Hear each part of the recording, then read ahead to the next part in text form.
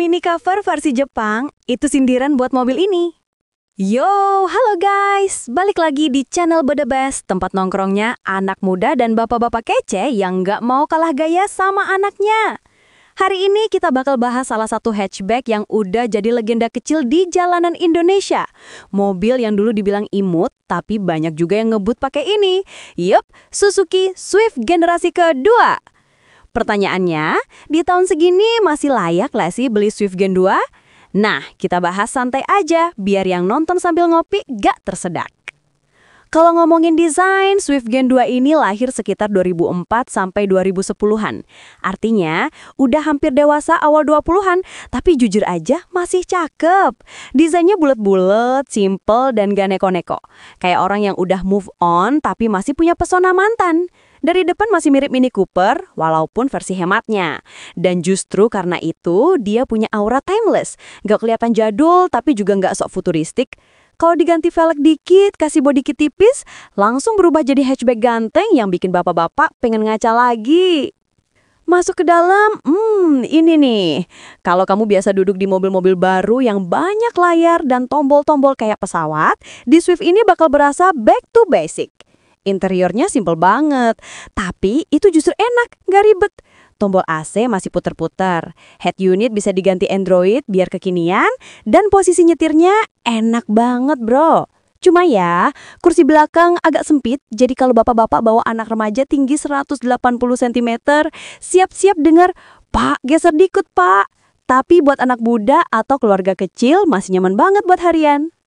Swift Gen 2 ini pakai mesin M15A, 1,5 liter, 4 silinder, tenaganya sekitar 100 HP-an.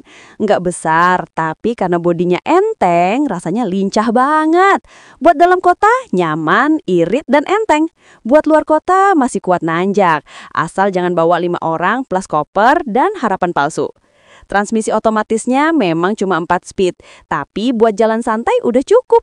Kalau kamu suka sensasi nyetir beneran, versi manualnya tuh asik banget kayak main go-kart versi bapak-bapak.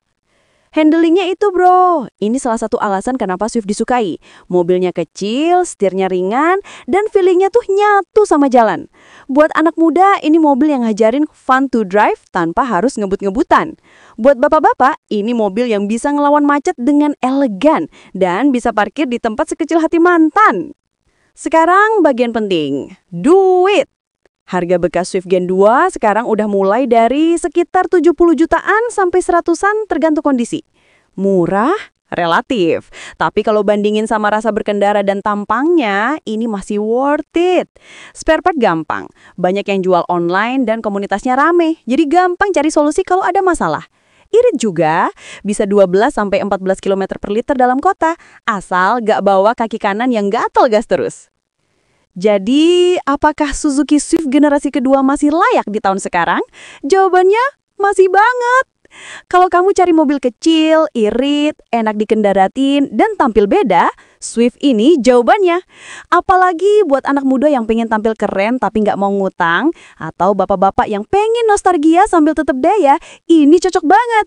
Tapi ingat ya, pilih unit yang terawat. Jangan asal murah, tapi dalamnya udah kayak labirin masalah. Oke guys, segitu dulu review santai kita kali ini. Kalau kalian punya pengalaman lucu atau pahit sama Swift, tulis di komentar. Siapa tahu bisa kita bahas di video berikutnya. Jangan lupa like, subscribe, dan nyalain loncengnya. Karena mobil kecil juga bisa punya cerita besar.